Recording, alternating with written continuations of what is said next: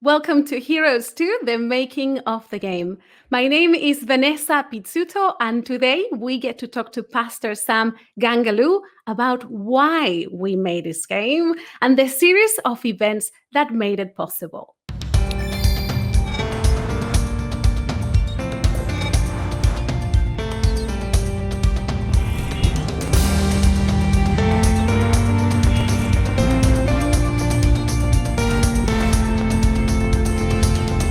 Welcome, Sam. It's great to have you with us. Great to be here. For those who don't have the privilege of knowing you, tell us a little bit about yourself. Just a little bit. Okay. Just a little bit. Where Well, you are at the moment. Well, I've had the privilege in my story so far to be working side by side with Vanessa. It's so good to be able to meet you again on camera. We were in studio. We worked for Adventist Radio London for a bit. I've been serving as a pastor here in Seattle for approximately just over a year. But my story began back in England, as you can hear from this beautiful accent. I began ministry in 2013. And it's really interesting to have this conversation because this conversation really kind of got the ball rolling, not just for my ministry, but specifically for my relationship with Heroes. And so I would have to say Heroes began my first leg of ministry that kind of propelled me into all kinds of different streams of pastoral ministry that changed over time, from radio ministry to media ministry to local church ministry. Okay, I need to know more. How is the story of Heroes connected with your own calling as a pastor, as a minister? So I left Newbold in 2012, graduated in 2013. But in between 2012 and 2013, I was jobless. And as it happens sometimes, I guess so. And I'm not going to lie, it was a little bit discouraging. You've studied for 5.5 years. You've done your bachelor's, your master's. You're screened out, booked out, libraried out, and moneyed out. For sure. Making up all these words as I go along. One day they'll be coined and they'll be in the dictionary. So after all of that experience, you just kind of expect the next chapter to be, all right, employment, money. I no longer want to live in my mother's house. I want to be free. And what happened? I took the advice of my mother begrudgingly.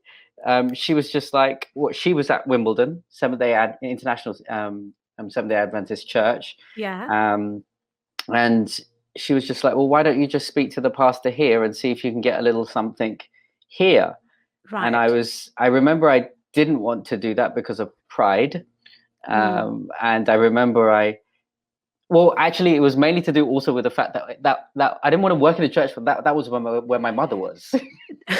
Did you know the pastor in that church? No, I didn't. Okay. I knew of him.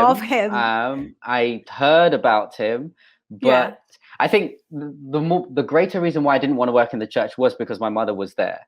But my mum was like, do you know what? You have no job. You've got nothing to lose.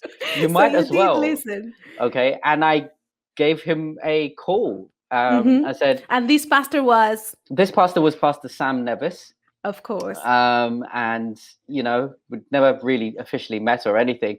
We had a conversation and we talked about things. And I remember, I think he said something to the tune of, why don't you just come in for interview? No, for a talk or a chat. It sounded very interviewy. Tomorrow.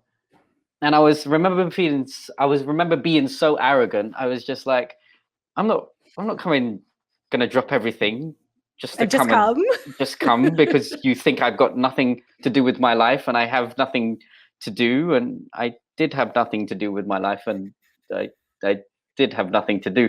But I stubbornly said no to him because I just wanted to just save face, and I was very prideful. Anyway, long story short, we made some time to come in, and I came in, with an unwilling heart because I didn't want this. I wanted to be employed. in Yeah. ministry. And I knew Yeah. that Sam couldn't pay me. I Right. mean, it wasn't up to him to choose that. I wanted to be employed as a pastor. That's what I've been studying for. And to have this side gig was not something I was really excited about. It was like a glorified youth leader-ish kind of position. And this is not speaking bad against youth leadership, but to me, It was not what you were looking for, no, it wasn't. but you And said one yes. I did, Yeah. kind of begrudgingly, but when we had that conversation for the first time, God humbled me Mm. in that moment, because it was never about what I wanted in the first place coming into Oh, now ministry. you're preaching, huh? Now you're preaching. Do you know It was what? not about you. Well, God kind of works with you in different ways, and I'm really grateful that He works with prideful and arrogant people, because Mm. those are the people that sometimes He really moves forward, not just necessarily for the cause of ministry for the wider population, but for the cause Yeah. of that individual Mm-hmm. who God wants to transform. Me and Sam sat down, we had a conversation, and I met a dreamer. I met someone who was Yeah. still naive enough to believe that you could change the world. I thought I was the only person who was like that. And apparently there was another guy who was just weird like that, and I thought I was the biggest dreamer in the world. That's what I thought. And then Yeah. I came and met Sam, and I thought, no, you're just an idiot. You dream beyond that. That's literally impossible. Sam introduced me to a world where impossibility was just a challenge to rise up to. So what And was, sorry, go ahead. no, go on. I was going to say, so what did he tell you to do in the context of heroes? He said, okay, you have to dream bigger. You have to, the sky's the limit, so to speak. And Right. then he said, okay, I want you to do this or that for heroes. What was your role? My role at the beginning was a little bit undefined. We we were working through different things. We were trying to engage our young people. We were trying to engage the church by immersing them into the Bible. And we had some traditional backgrounds in campaigns or series, as some of us might be familiar with in the church with. A bunch of meetings where we all come together and we hear the word being preached. But over the years, I would have to say we haven't reached much success in some of these methods. So we had to dream up something upon which people could come into a space, be immensely inspired, and walk away challenged to action. We both love TED Talks. Those are one things that we were really gripped by. And we were just moved by the amazing power that someone can get on a stage like a TED Talk and just captivate the attention of so many people to the point that they would not be distracted and totally moved to action as a result of it. And we thought to ourselves, well, why don't we just bring elements of that into the series that we do? And why don't we just radically change the method and the look and create a buzz around professionalism and get rid of mediocrity so as we can give the Bible its rightful place. So we designed a series that was fundamentally different. Can I go a little bit into Do tell some me. of that details? Yeah. So one of the major things of what we wanted to try and do is we wanted to give the Bible characters their rightful place in the heroic story of the Mm. entire biblical narrative. We talk about these Bible characters as stories lost in antiquity. We don't talk about them as heroes that are relevant for our here and now.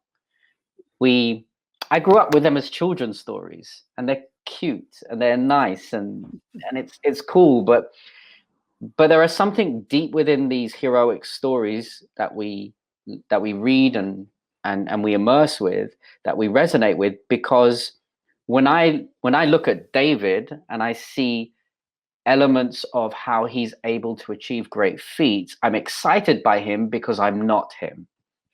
Mm. He's in the Bible and he's distant from me. But actually what God is saying through these stories is there are many elements that are you in David, the good stuff and the bad stuff.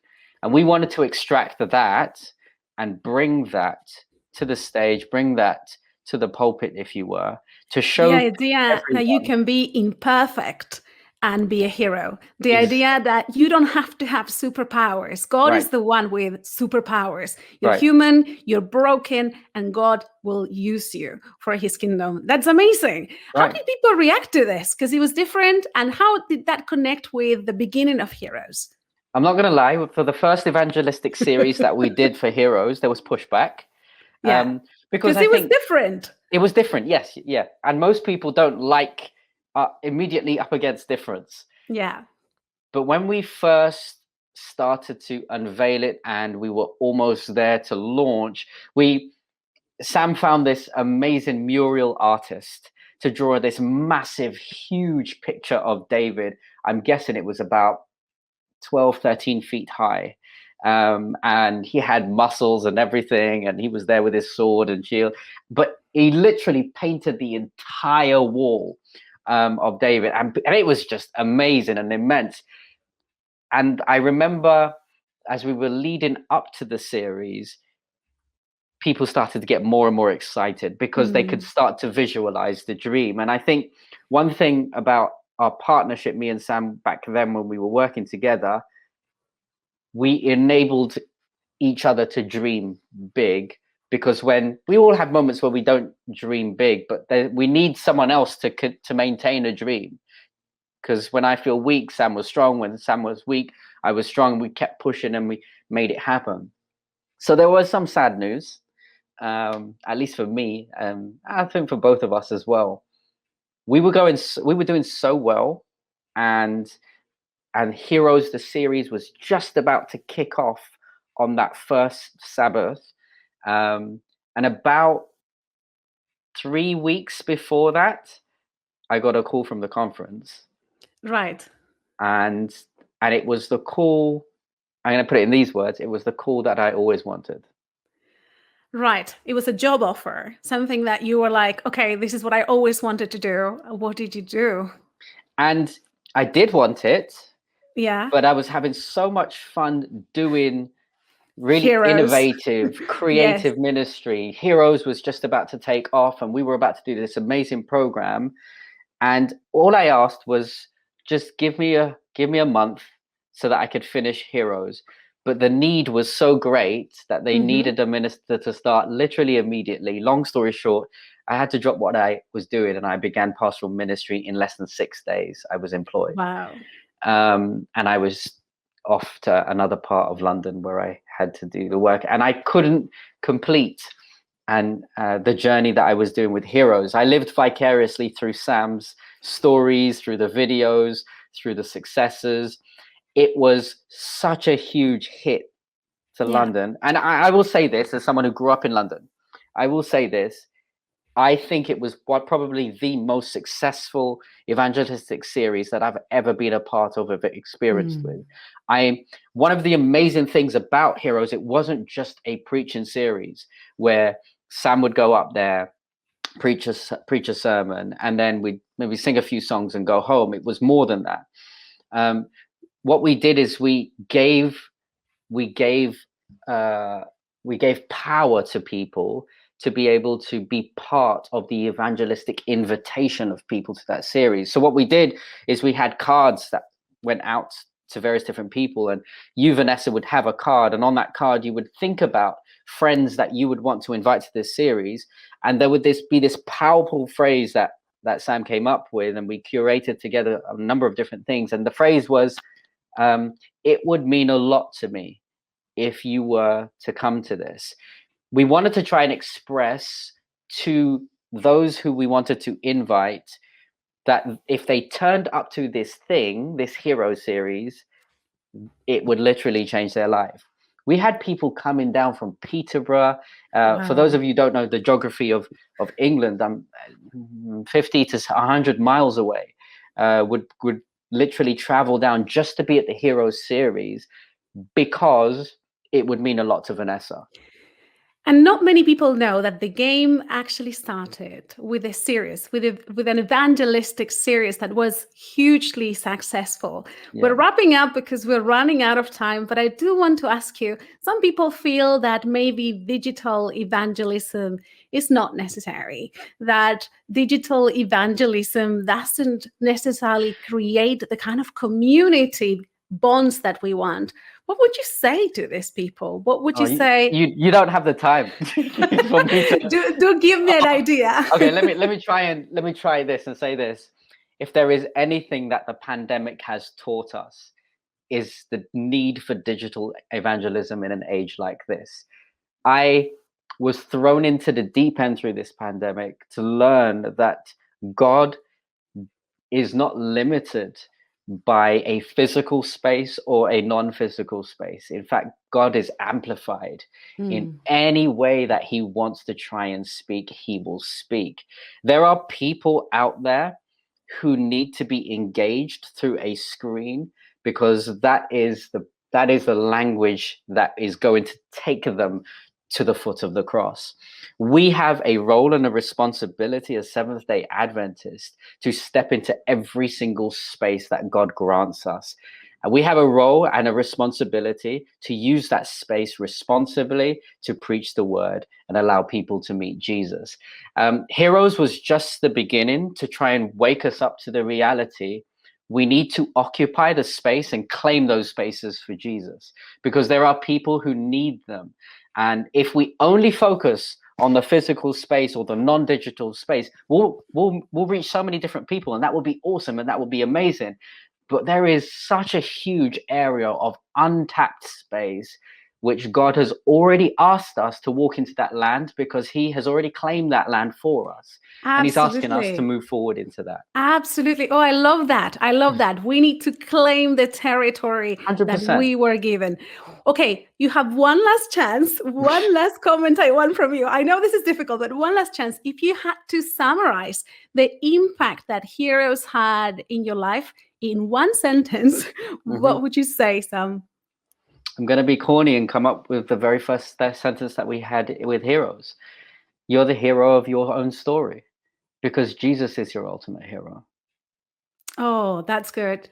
Thank you. Thank you so much, Sam. It's been a pleasure talking to you today. Pleasure talking to you too.